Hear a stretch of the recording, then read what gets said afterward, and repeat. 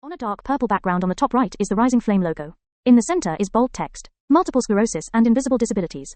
A conversation with Janet Price. Hi, my name is Janet Price. Just to give you a brief description of myself before I dive in, I'm a white woman with grey hair. I'm wearing dark glasses. I've got a black and white shirt on with a black undershirt. And in my background is a whole jumble of books and folders and boxes full of materials and photographs of disability art. So I'm surrounded by all the things that I love in my life. So I've been involved in human rights, feminism, sexual and disability rights for almost 40 years now. And in the middle of this campaigning, I was diagnosed with MS.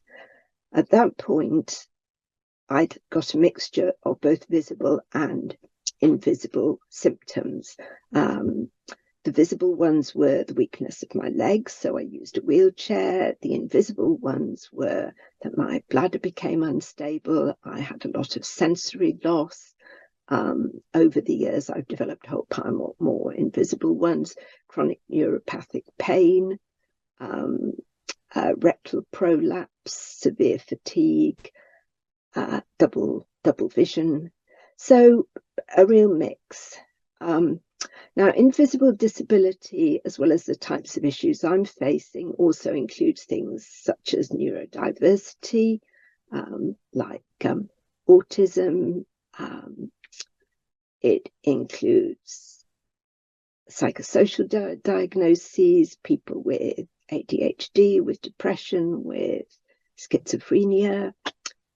It includes neurological diagnoses, so people who have epilepsy, motor neuron disease, other things like that. And particularly in the early stages of these, or while they are in a remitting or non-visible phase, there's nothing to see. Sensory issues such as deafness, some cancers, the list can go on. There's many things that we all of us face at different stages in our lives, which can be invisible, and pain is a big one of these, as many of you will know. So every aspect of our mind and our embodiment can be involved in an invisible disability, things that you can't see when you look at people, yet that can have a very large impact upon our lives.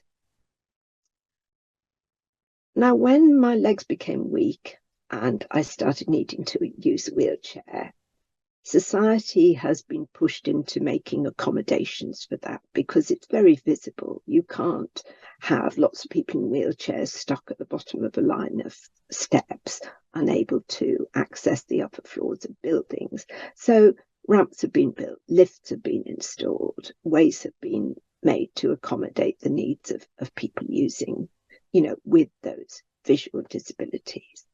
But it's much more difficult with invisible disabilities because society isn't forced in the same way to make accommodations. Instead, we're faced with a major lack of support. There's a lot of misinterpretation, false perceptions and judgments about the things that we need. So just some examples from my own life. I go to the front of the queue at a toilet. Now, am I a queue jumper, just making use of the fact that I'm sitting in a disability, or have I got bladder problems and frequency and instability, so I'm liable to wet myself if I don't get to the toilet fast? I rise really late in the mornings. Am I lazy? Am I just, a dosser because I've got a disability? Or do I experience very severe fatigue, which means managing my energy during the day? It's very complex issue. I demand wherever I go to have lights on overnight in surrounding rooms. Some people regard that as deeply inconsiderate because they struggle with lights, and I recognise that. But if I don't have lights on en my route to a toilet, I will fall over because I can't feel where my feet And if you can't feel your feet, it does make moving around short distances that I can walk very difficult. Don't do long car journeys. Now, some people regard me just as boring, a real stay at home, can't care less about going to visit others and, put the pressure on them to come and see me because, using that excuse that, oh, I'm disabled, I can't do this. But actually, car journeys give me severe pain and are a real problem for me. So there's a whole series of things that it's very easy for people to misinterpret in my life. And the same is true of so many people with invisible disabilities. And this is how the term invisible disabilities emerged, because at the beginning of the 1900s, during the time of the First World War, there were many, many men coming back from the front who were blank, disengaged. They were saying that they were blind, couldn't see anything, although there didn't appear to be anything wrong with their eyes. They were mute, wouldn't speak, although, again, there was nothing visibly wrong with their voice box, their capacity. So they had these series of problems which seemed to be inexplicable. And they were treated as though they were shirkers, as though they were faking, and quite a large number of them were shot.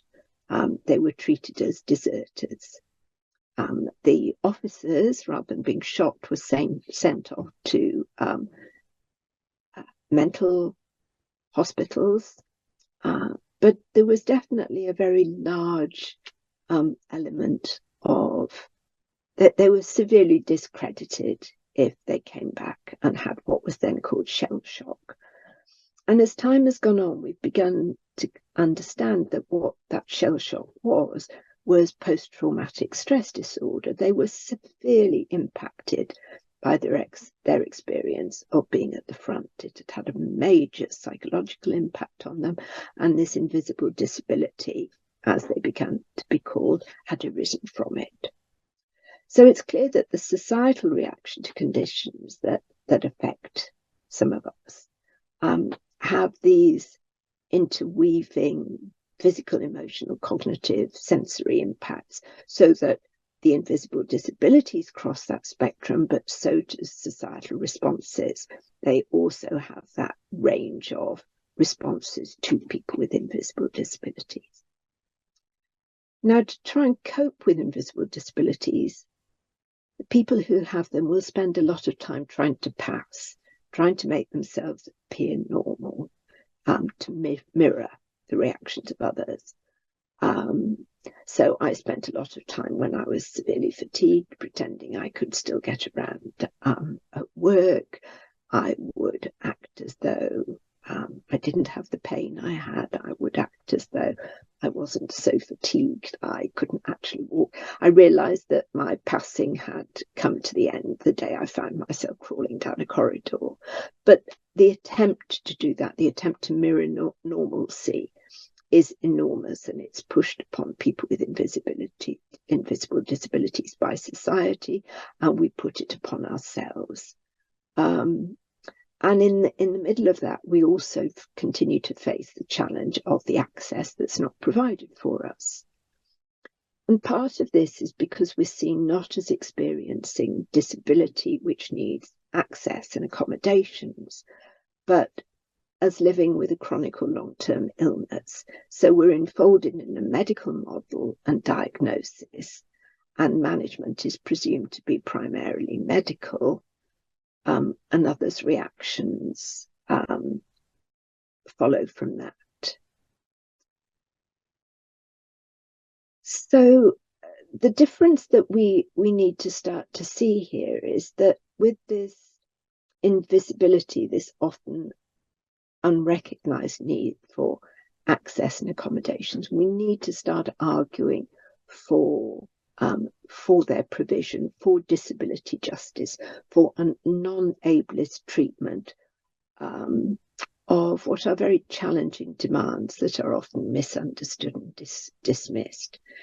Disability justice in this context, we're asking for recognition of our differences, for an understanding of the marginalisation we face, but we also need to acknowledge our privilege as we carry it. For example, I'm disabled, I'm lesbian, both of which can attract a lot of prejudice in some contexts, but I'm also white and well-educated and middle class. So there's a balance there. But I carry the ableist reactions of society and the support of others.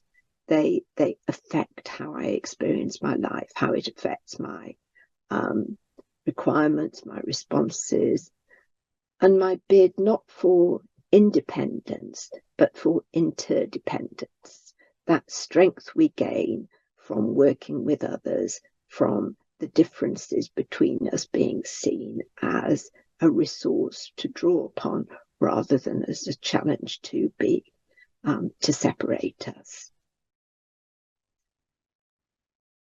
Now, I've been talking about other people's reactions to our conditions, and when people do reveal that they have an disability, people can often face stigma, shame, very ableist responses, persecution, exclusion, disbelief. I mean, I've experienced all of those in my time.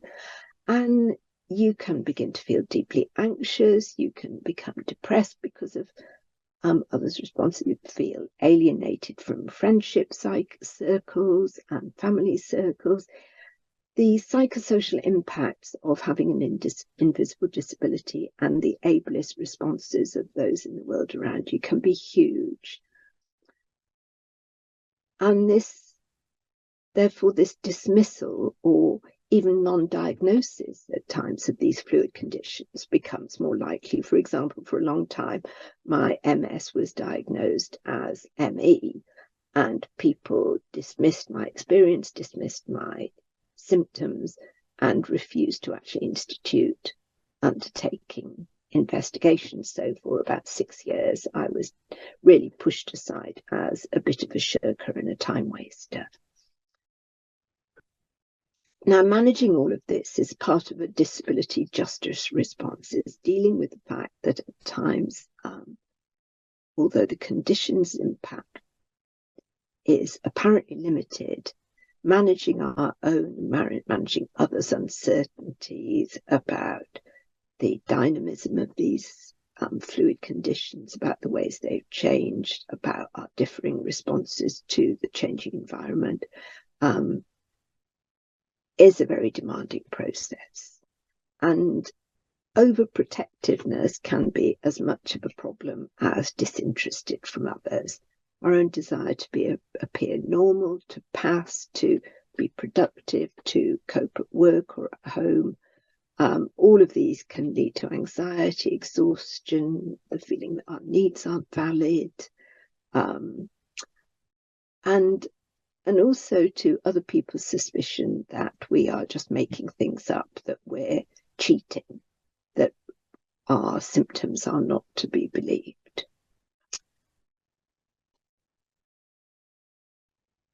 So we need people around us who recognize the varying nature of our conditions. But we also need an understanding of the interdependent need that we have for support, caring, recognition, empathy. It's not that we need to stand alone, but that we need to be with others, that our resources, their resources together can provide the support we need.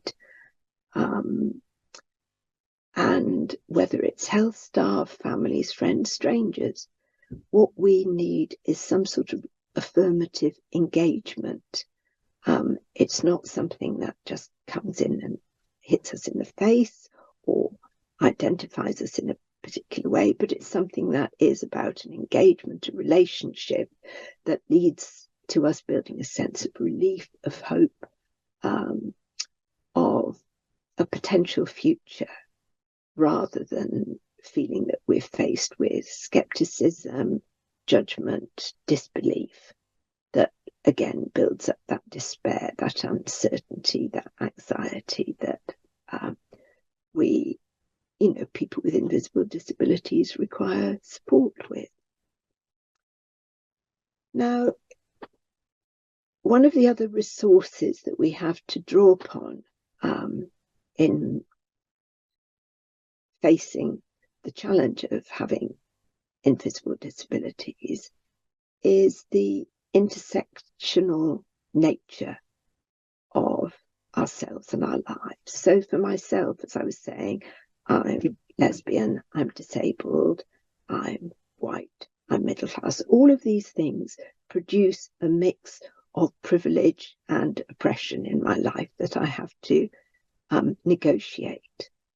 And these factors such as race and class, as were first talked about by Kimberly Crenshaw, who was the woman who identified the nature of intersectionality, these intersected characteristics of caste, gender, sexuality, indigeneity, age, a whole range of these types of factors can affect your relationships. Now, it's not about adding up a list of, 3 oppressions and 2 privileges, so therefore, but it's about the way in which these things work together for and against each other and for and with others. For example, if you're somebody with chronic pain, if you're a woman, if you're Black or Indigenous, if you're working class or caste, you're far less likely to be believed about the extent and nature of your pain. You're believed to be far more capable of coping with pain. I mean, one of my first experiences of this was of meeting a young Roma girl who was in childbirth, and the health staff refused to support her in terms of pain relief because she was meant to be capable of coping with it. And the noise she was making was, oh, they just always sound off like this. So these prejudices that people have about other people's descriptions of the experience they're going through is very much informed by the ableist and other prejudiced assumptions toward intersectionality. And so we have to look at that blend of oppression and prejudice and privilege and think about the way that we identify and work together, that we can work with each other in solidarity. And this is so crucial, particularly in terms of people with invisible disabilities. We need to work out how to mobilize that intersectionality to move beyond trying to replicate normalcy, to pass, to find spaces in our worlds where we can be the people that, or we can represent the things that are truly happening in our lives. We can find that interdependence with others, find strength in our intersectionality, and really look at ways of advocating for and celebrating disability justice to improve access for people with invisible disabilities. And mental health professionals have a crucial role to play as some of the central professionals who can provide that affirmative support, who can be there with us interdependently to find a route towards disability justice. The background is dark purple. In the center is the rising flame logo.